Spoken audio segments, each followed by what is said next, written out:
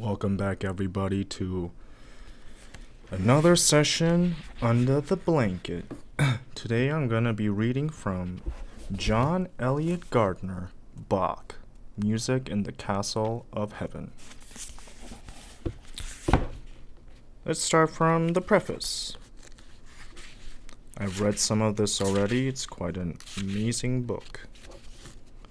Oh geez, I have to sneeze already. What a great way to start off an audiobook. Know what I'm saying? Okay.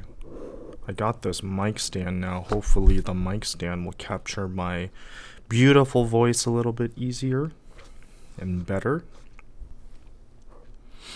So here we are. Preface.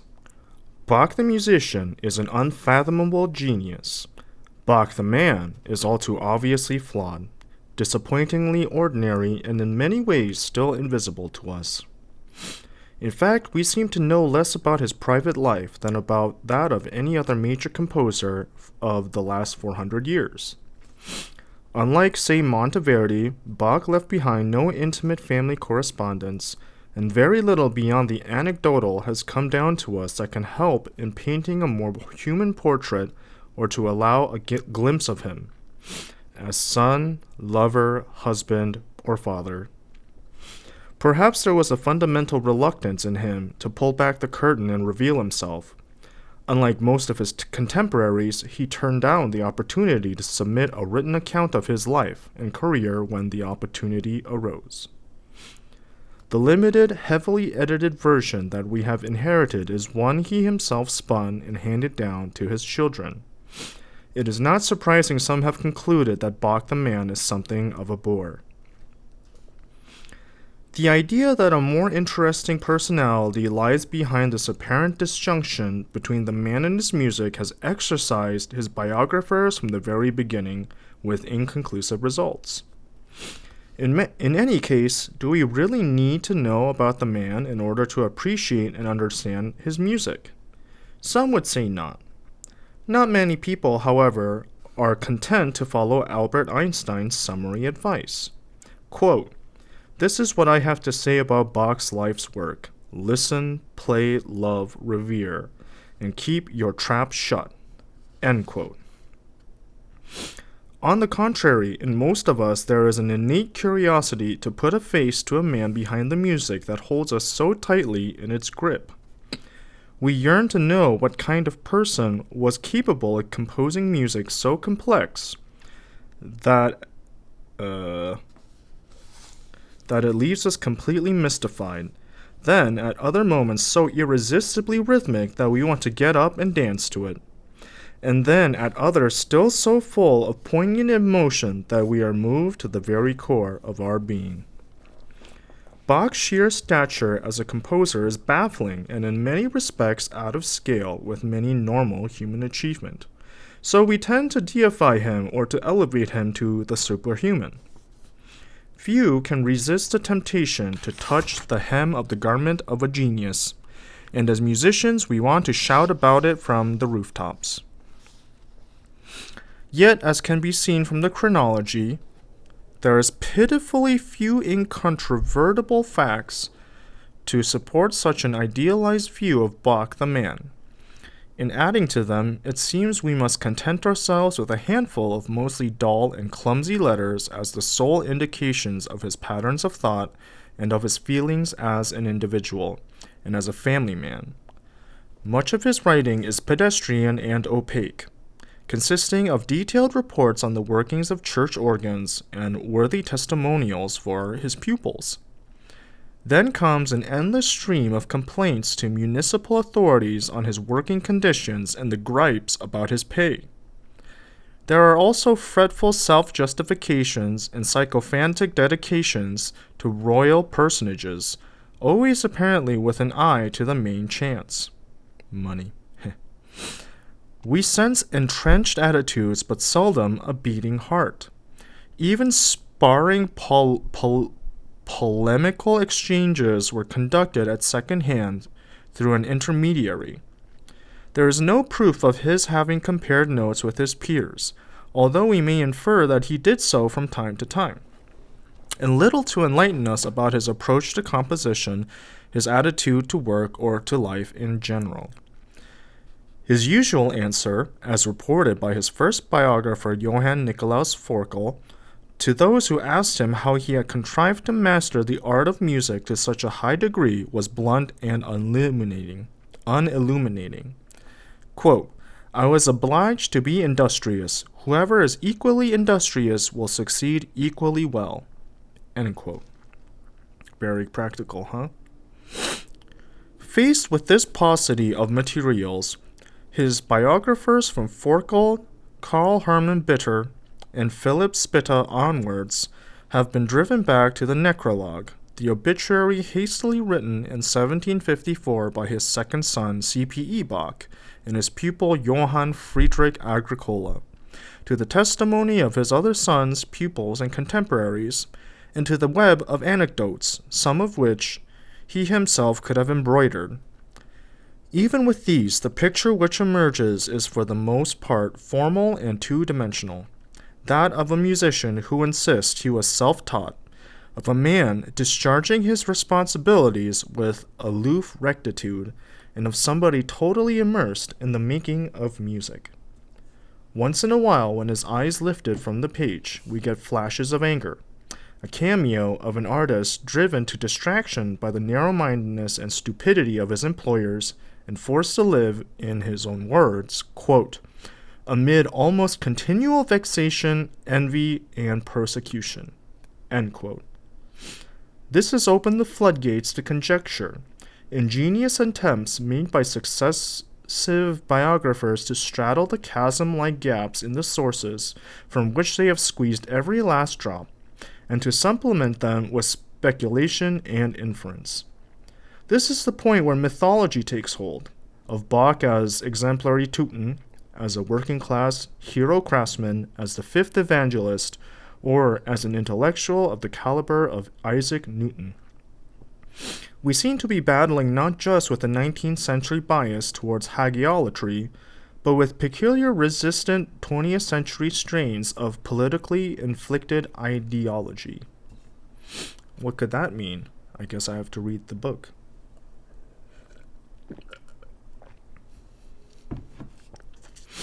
A nagging suspicion grows that many writers, overawed and dazzled by Bach, still tacitly assume a direct correlation between his immense genius and his stature as a person. At best, this can make them unusually tolerant of his faults, which are there for all to see. A certain tetchiness, contrariness, and self-importance, timidity in meeting intellectual challenges, and a fawning attitude towards royal personages and to authority in general that makes a suspicion with gain-seeking. But why should it be assumed that great music emanates from a great human being? Music may inspire and uplift us, but it does not have to be the manifestation of an inspiring, as opposed to an inspired, individual. In some case, there may be such a correspondence, but we are not obliged to presume that it is so. It is very possible that, quote, "the teller may be so much slighter or less attractive than the tale." End quote. The very fact that Bach's music was conceived and organized with the brilliance of a great mind does not directly give us any clues as to his personality. Indeed, knowledge of the one can lead to a misplaced knowingness about the other.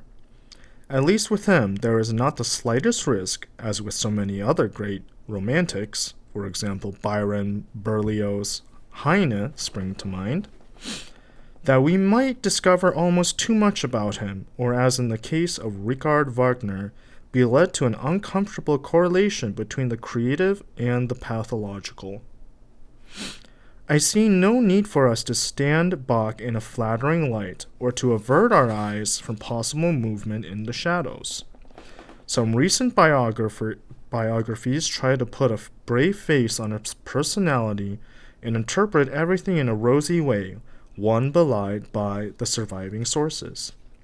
To do so is to underestimate the psychological toll that a lifetime, not so much of tireless application, as of bowing and scraping to his intellectual inferiors could have had on his state of mind and well-being. Any godlike image that we superimpose on Bach blinds us to his artistic struggles, and from that point on, we cease to see him as a musical craftsman par excellence. Just as we are so accustomed to seeing Brahms as a fat old man with a beard, forgetting that he was once young and dashing, quote, a young eagle from the north, as Schumann described him after their first meeting, so we tend to see Bach as a bewiggled, jolly old German Kapellmeister and attaches that image to his music, in the face of all the youthful exuberance and unparalleled vitality that his music so often conveys. Suppose instead we start to view him as an unlikely rebel, quote, someone who undermined widely acclaimed principles and closely guarded assumptions about music, end quote. This, Lawrence Dreyfus suggests, quote, can only be good since it allows us to take those inchoate feelings of awe which many of us feel upon hearing Bach's works and transform them into a vision of the composer's courage and daring, thus letting us experience the music anew. Bach and his subversive activities might provide the key to his achievement, which, like all great art, is attuned to the most subtle manipulations and recasting of human experience. End quote. Dreyfus's refreshing and persuasive corrective to the old hagiolatry is in perfect accord with the line of inquiry I will pursue in the central chapters of this book. Cool.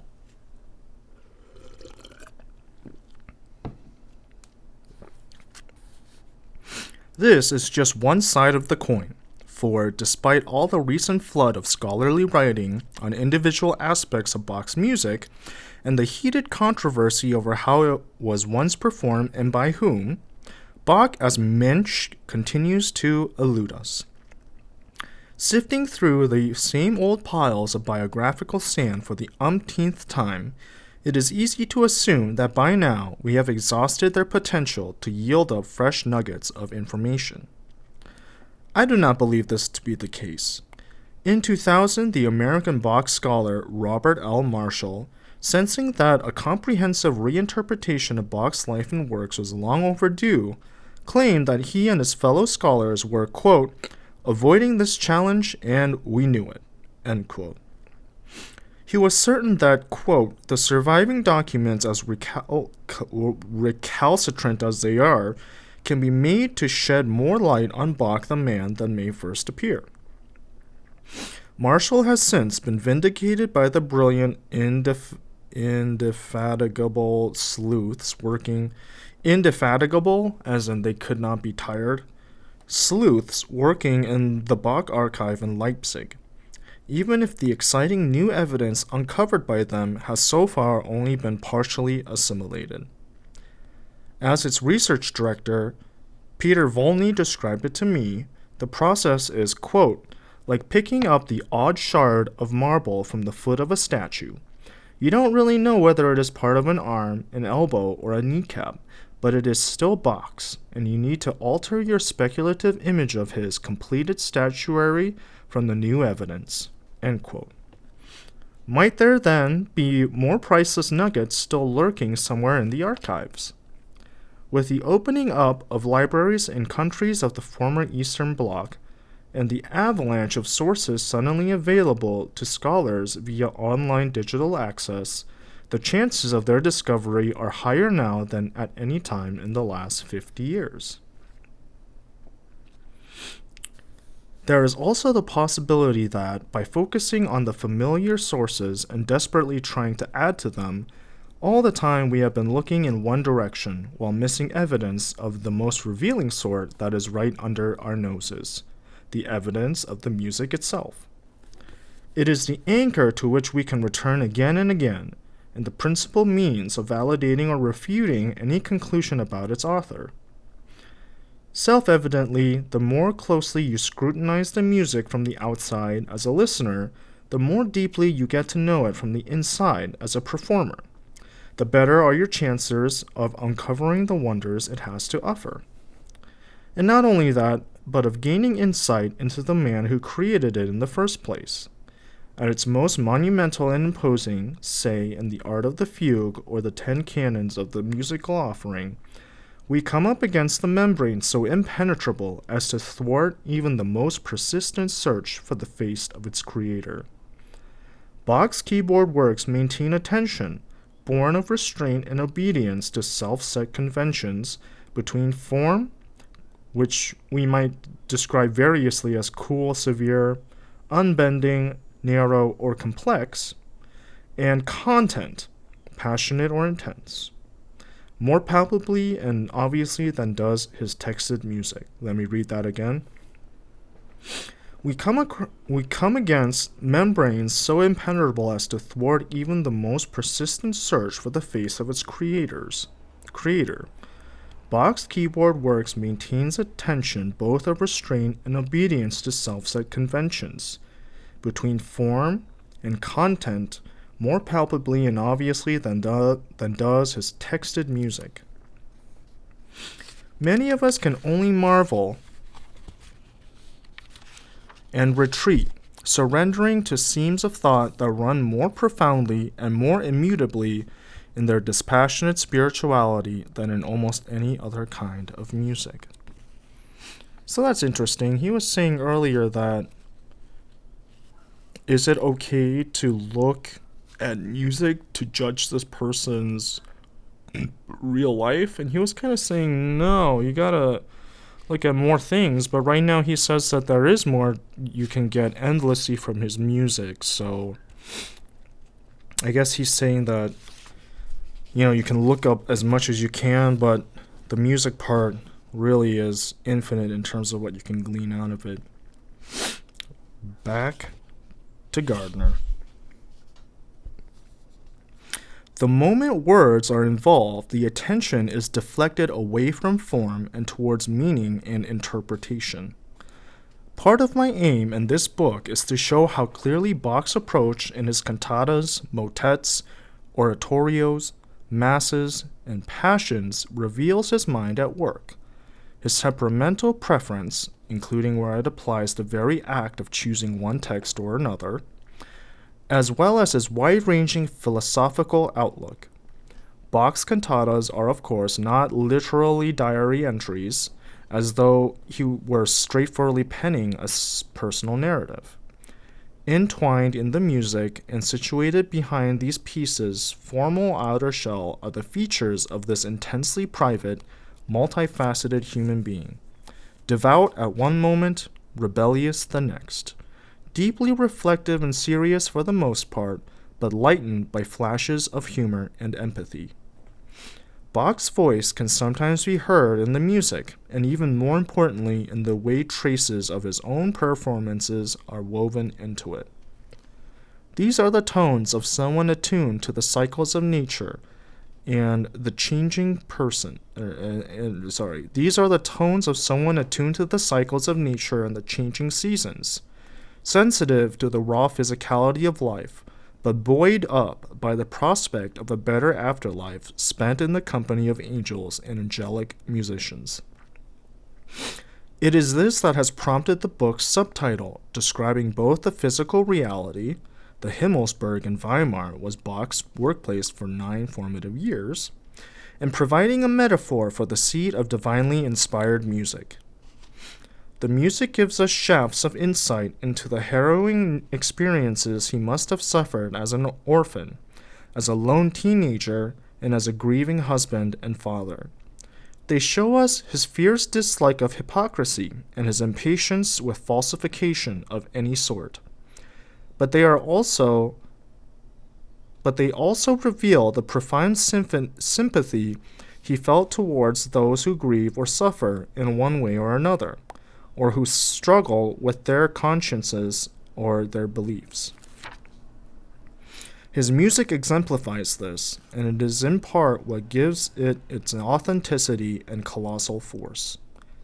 But most of all, we hear his joy and sense of delight in celebrating the wonders of the universe and the mysteries of existence, as well as in the thrill of his own creative athleticism.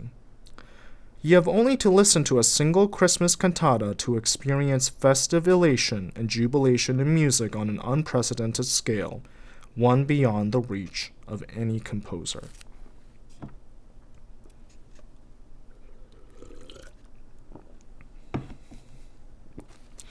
The purpose of this book is rencontrer l'homme en sa création, which I think means to meet the man in his creation, I think. Its aim is therefore very different from that of a traditional biography, to give the reader a real sense of what the act of music making would have been like for Bach, inhabiting the same experiences, the same sensations.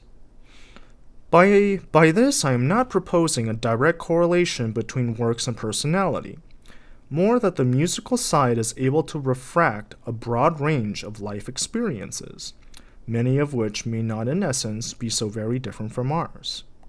Something that is set at an angle to the habitual connection between life and works. Bach's personality was developed and honed as a direct consequence of his musical thought. The patterns of his actual behavior were secondary to this, and in some cases can be interpreted as the result of an imbalance between his life as a musician and his everyday domestic life. By looking at the twin processes of composing and performing Bach's music, we can put the human likeness of the composer himself into relief, an impression that can only be strengthened by the experience of recreating and reperforming it now. I seek to convey what it is like to approach Bach from the position of a performer and conductor standing in front of a vocal and instrumental ensemble, just as he himself habitually did. Naturally, I am aware that this is treacherous ground, and that any evidence drawn from it can easily be dismissed as subjective and invalid. Just, quote, an updated version of the romantic view of music as autobiography, end quote. One that claims, quote, an impossible authority, end quote, for its speculations. It is, of course, tempting to believe that one can understand a composer's aims while under the influence of the emotion the music evokes, although this may not be the case at all. But that does not mean that subjectivity per se is inimical to more objective truth and undermines its conclusions. Ultimately, all truths are subjective to one degree or another, except perhaps those of mathematics. In the past, Bach scholarship has suffered from the distancing, or in some cases, the removal of the subject, the author, from the object, the composer, of the study. But once an author's subjectivity is virtually expunged or remains unacknowledged, it follows that facets of Bach's personality are closed off to investigation. In the introductory chapter, I explained the background to and nature of my own particular subjectivity. This may be forgiven, I hope, should others, as a result, be encouraged to analyze their own subjective responses to the composer, and to consider the extent to which those responses have given rise to the conception that we have of him. Writing this book over several years has meant searching for ways in which scholarship and performance can cooperate and be made to coalesce fruitfully. It has entailed delving into the evidence that could shed new light on Bach's background, piecing together the biographical fragments, re-examining the impact of his orphancy and the circumstances of his schooling, scrutinizing the music and keeping a weather eye out for those instances in performance when his personality seems to rise through the fabric of his notation. Despite the huge debt I owe to the experts and scholars who have guided me and perhaps averted me from disaster, what is presented here is very much one person's vision. I have set out to provide a straightforward structure, though not always articulated in strictly chronological order. 14 different approaches, 14 spokes of a wheel, all connected to a central hub, Bach as man and musician. Each spoke, though it bears a relation to its neighbors and opposites, is there to guide the reader from one point to another within a specific topic. Each of these constellations, Walter Benjamin's description of much the same thing, explores a different facet of his character, and each proposes a fresh vantage point from which to view the man and his music. In counterpoint to this, I have introduced a series of footnotes in the spirit of the biographer Richard Holmes, quote, as a sort of downstage voice reflecting on the action as it develops and suggesting lines of exploration through some of the biographical and critical issues raised. End quote. So, I'm probably not going to read every footnote, but some of them are pretty interesting. Back to Gardiner. Nevertheless, I am not trying to be comprehensive. Far from it. If you are looking for analyses of the monumental works for clavier and organ, or for individual solo instruments, this is not the place to find them. They could never be treated in depth alongside the vocal music and would need a separate volume to themselves. My focus is on the music I know best, the music that is linked to words. I hope to show that because of their connection with words and texts, there are things said in the cantatas, motets, passions, and masses that are unsurpassed in Bach's output. Things which, up to this point, no one had ever tried or dared to say, or been able to say, with sounds. I find that the practical familiarity this brings opens the door to fresh views on why and how particular works evolved as they did, on how they were sewn together, and on what they seem to tell us about the man who composed them. For me, the excitement of rehearsing and performing these works, in effect living inside them over a concentrated span, has lit a fire which has burnt with increasing heat ever since I first encountered them. It is this rich, sonorous world and the delight I take in it, both as a conductor and lifelong student of Bach, that I most want to convey. As a listener, critic, or scholar, you normally have a margin of time in which to measure and reflect on your response to Bach's music. Analysis of musical structure has its uses, but it gets you only part of the way. It identifies the mechanical bits and describes the component engineering, but it doesn't tell you what it is that makes the motor hum and purr. As with many composers, both particularly in Bach's case, it turns out to be much easier to trace the craftsman-like procedures he used to elaborate and transform music material than to define or penetrate to the core of his initial inventive formulations. Basically, it's better to identify the process than the actual things that he did, right? Back to Gardiner. Whereas over the past century, musical analysis has brought us far in comprehending Bach's craftsmanship, the techniques we habitually use to analyze music when it is joined to verbal expressions are of little use. We need a different toolkit. Performance, on the other hand, removes the last possibility of sitting on the fence. You are obliged to commit to a view and an interpretation of a work in order to present it with full belief and conviction. I try to convey what it feels like to be in the middle of it, connected to the motor and dance rhythms of the music, caught up in the sequential harmony and the intricate contrapuntal web of sounds, their spatial relations, the kaleidoscopic color changes of voices and instruments, singly and severally as well as in their collisions. This is perhaps the sort of task that astronauts would have faced in describing the moon if we hadn't actually seen their images on their screens back on Earth, or that confronts those who, having taken hallucinogenic drugs, emerged from a dream world with, what I imagine to be, weird sensations whirring around inside them, struggling to convey what it felt like to be in a parallel dimension under their influence. Pretty sure he did some drugs too. Imagine instead what it feels like to stand chest deep in the ocean waiting to snorkel. What you see are the sparse physical features visible to the naked eye. The shore, the horizon, the surface of the sea, maybe a boat or two, and perhaps the bleached outline of fish or coral just below, but not much else. Then you don your mask and lower yourself into the water.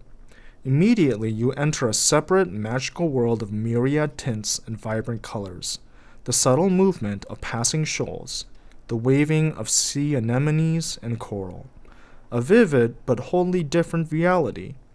To me, this is akin to the experience and shock of performing Bach's music, the way it exposes to you its brilliant color spectrum, its sharpness of contour, its harmonic depth, and the essential fluidity of its movement and underlying rhythm. Above water, there is dull quotidian noise. Below the surface is the magical world of Bach's musical sounds. But even once the performance is over and the music has melted back into the silence from which it began, we are still left with the transporting impact of the experience which lingers in the memory. Strong, too, is the sense of a mirror being held up to the man who created this music in the first place, one that vividly reflects his complex and rugged personality, his urge to communicate and share his view of the world with his listeners, and his unique capacity for bringing boundless invention, intelligence, wit, and humanity to the process of composition. Emphatically, Bach the man was not a bore. So this first chapter here is pretty great. I don't know if I'm going to read all of it this episode. So it's a little long, but we'll see.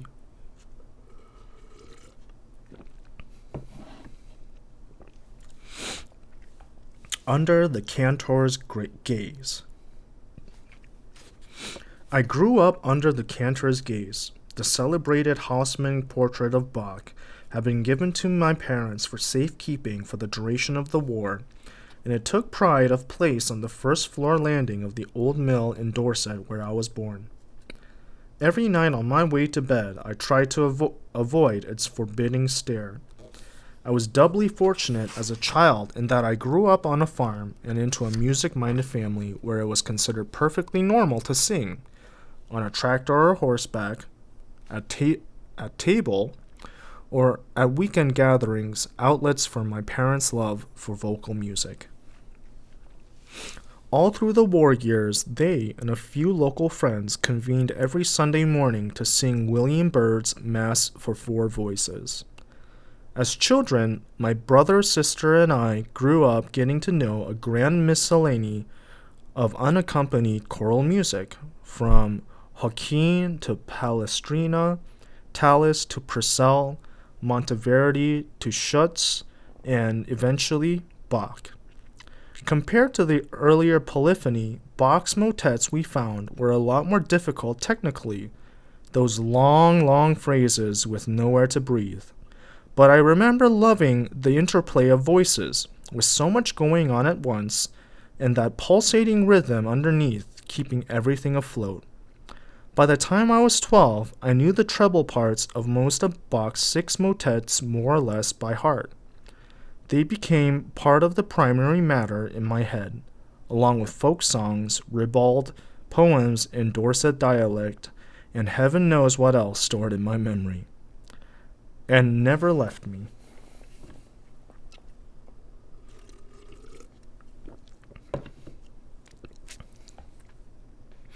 Then, during my teens, I came to know some of his instrumental music, the Brandenburg concertos, the violin sonatas and concertos, with which as a distinctly average fiddle player I often struggled and usually lost between the ages of 9 and 18, at which stage I switched to the viola. Some of the keyboard pieces and several cantata arias for alto, of which my mother was very fond. Even now I cannot hear arias such as Gelobet sei der mein Gott, The God Be Praised, or Von der Welt verlang ich nichts, I asked nothing of the world, without a lump in my throat, remembering her voice floating across the courtyard from the mill room. But my early apprenticeship in Bach and nurturing of a lifelong engagement with his music and a longing to understand the stern contour at the top of the stairs, I owe to 4 remarkable teachers, 3 women and 1 man, who helped to determine the kind of musician I was to become. The man was Wilfred Brown, the great English tenor who visited my home when I was 14, singing both the evangelist and the tenor arias in a performance of Bach's John Passion. I was so captivated that, unpardonable in a principal second violin, at one point I stopped playing altogether and just gawped. As an interpreter of Bach's evangelist, Bill Brown was nonpareil.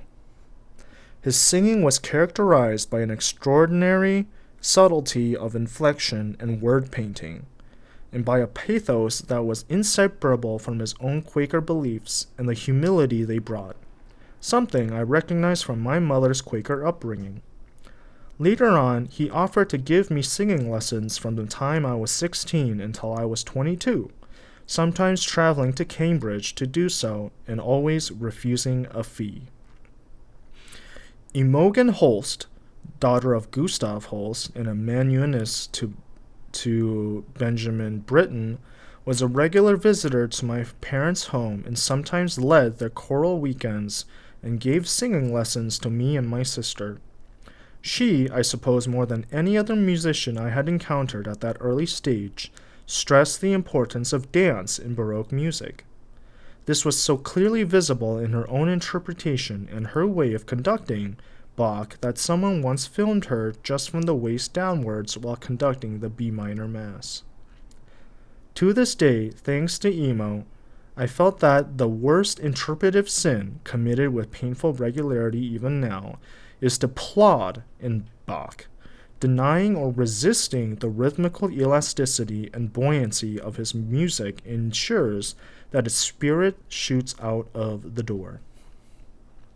In speaking touchingly of her father, she stressed the indispensability of music, that it was the part of life that, quote, can't be done without.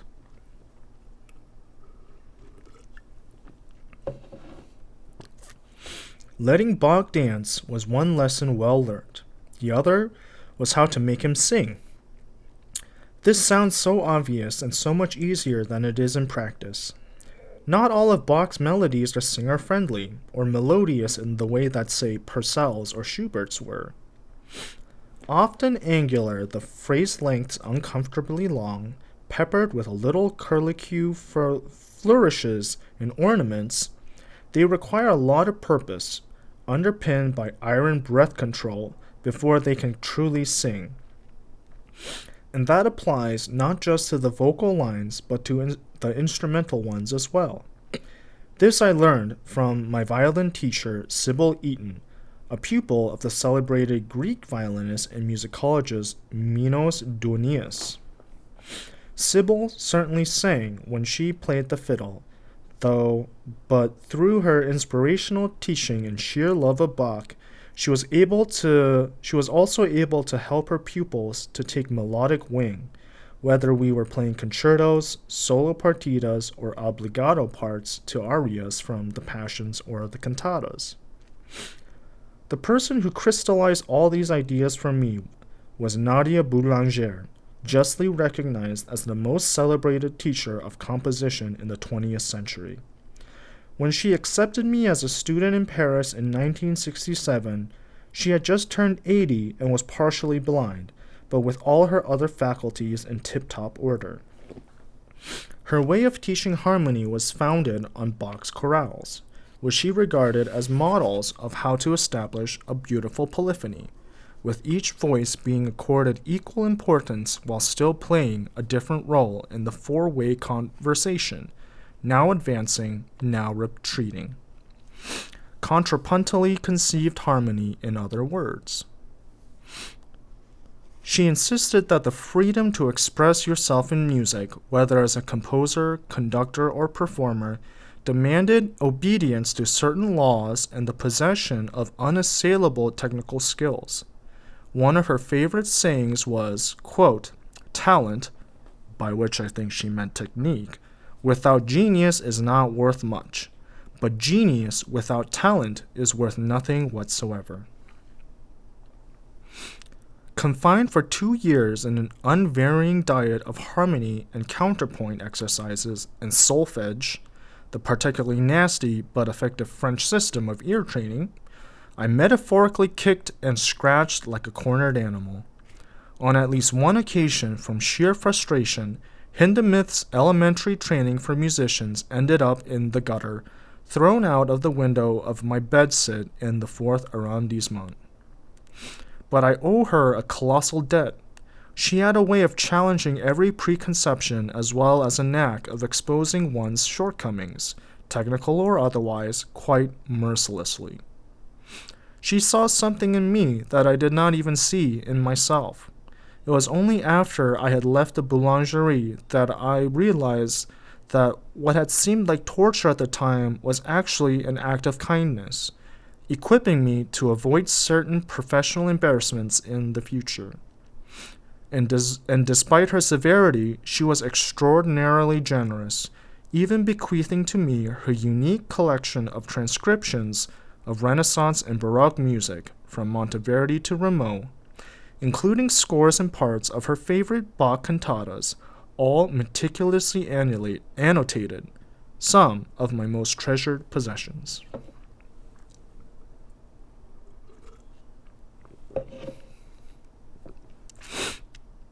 How was I to translate this painfully acquired theory in ear training into actual sound when standing in front of a choir and orchestra? Luckily, by this stage, while I was a student in Paris and Fontainebleau, from time to time I had access to an instrument in London, the Monteverdi Choir. It had all started back in 1964 when I was in my 3rd year at Cambridge. My tutor, the social anthropologist Edmund Leach, authorized me to take a year off from the history tripos to sieve through the possible directions my life might take, and crucially, to find out whether I really had it in me to become a full-time musician. Ostensibly, I was there to read classical Arabic and medieval Spanish. In practice, the task I set myself was to perform Monteverdi's 1610 Vespers, a work that, although I had first heard it as a child, was still very little known and had never before been performed in Cambridge. Despite the dual handicap of my relative inexperience as a conductor and my little formal musical training up to that point, I had set my heart on conducting one of the most challenging works in the choral repertoire. I spent the best part of that year studying the original part books on microfilm and, with the encouragement of the professor of music Thurston Dart, preparing a new performing edition. I also ended up doing everything involved in planning a public performance in King's College Chapel, from assembling and training the choir and orchestra to having the tickets printed and putting out the chairs. Vibrant color contrasts and passionate declamation seemed to me to be the hallmark of his music. The test for me was whether I could draw any of that from a group of student singers trained in a totally different tradition. To that extent, the Monteverdi Choir started life as an anti-choir, in reaction to the well-mannered euphony and blend which characterized the celebrated chapel choir at King's in my day, whose mantra was, "Never louder than lovely."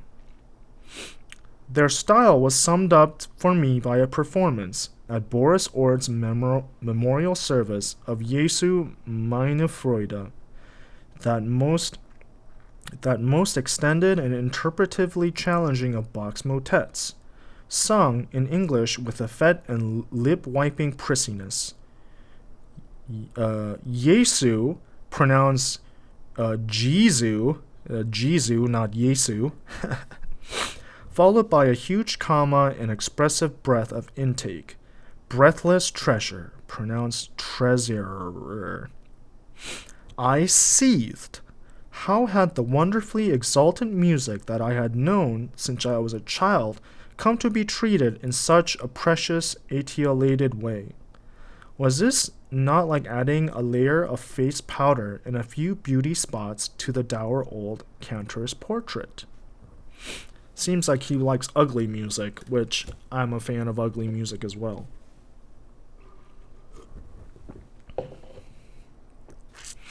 My first attempt at performing Monteverdi's masterpiece took place in March 1964, with some of the same performers. It fell a long way short of the ideals I had set for it, yet people who heard it were encouraging, even enthusiastic. For me, it was not just a test of skill, but the epiphany I had been searching for. The decision was made. Better to follow an overwhelming passion, even one that would need years of study and practice, and with absolutely no guarantee of success, than to pursue safer career paths for which I might already have had the rudimentary technical qualifications. I was encouraged to persist in my rebellion against the vestiges of Victorian performance and to find a more permanent footing for the Monteverdi choir. My starting point then, as now, was to bring passion and expressivity to the vocal music of the Baroque, and as appropriate to the nationality, period, and personality of the composer. In a typical program, such as we gave in the Cambridge Festival of 1965, devoted to music by Monteverdi, Schutz, and Purcell, we set out to enable listeners to hear the idiosyncratic approach of each master sung in the original language, to follow each composer as he experimented with music based on recitation over a figured bass line and reveled in the new expressive range it offered. It was heady stuff, and our efforts were doubtless crude and exaggerated, but at least they did not sound half-baked or indistinguishable from Anglican pieties during a wet November evensong. I think I'm going to stop there. But he's basically just talked about how, as a kid, he loved this music, but when he started professionally, he just kind of did not like the situation that the 1970s music was going, 1960s and 70s. And so I guess he's part of like the big revival that we'll be looking out for the next 400 some pages. So there I will stop, because my voice and my insides are a little rumbly. So, thank you all. Hope you enjoyed. Catch you all on the next one.